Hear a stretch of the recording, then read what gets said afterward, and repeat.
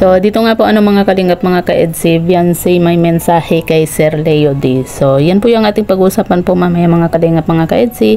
Pero bago po natin ipagpatuloy ang video ito, sa mga bago pa lang po sa ating munting channel, huwag po natin kalimutang suportahan ang ama ng kalingap Kuya Val Santos Matubang at Kalingap Ram. At paunawa panoorin po muna ang full video bago mag-comment para malaman ang nilalaman nito.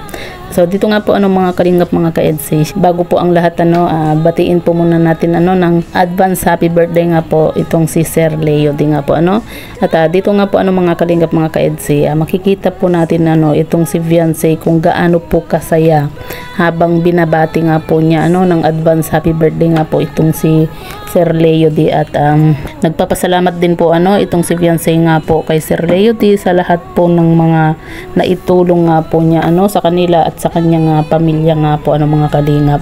At ayun nga po kitang kita din po natin dito kay Beyonce talaga na sobrang saya po na habang bumabati po itong si Beyonce, talagang napakasaya po niya na binabati nga po ng advance happy birthday itong si Sir Leo din nga po mga kalingap. Sa totoo lang po mga kalingap mga ka-EDC, isa po si Sir Leo din nga po sa napaka-generous nga po na sponsor po ni Beyonce At ayun nga 'di ba na naman po natin na ipinagtanggol din po ni Sir Leo din nga po itong si Beyonce dahil nga po sa mga basher, 'di ba?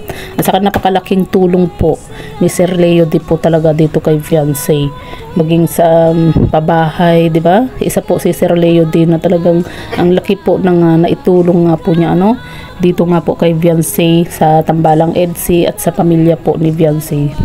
Kung maalala niyo po mga kalingap nung pumunta po sila ng Cebu nga po, 'di ba?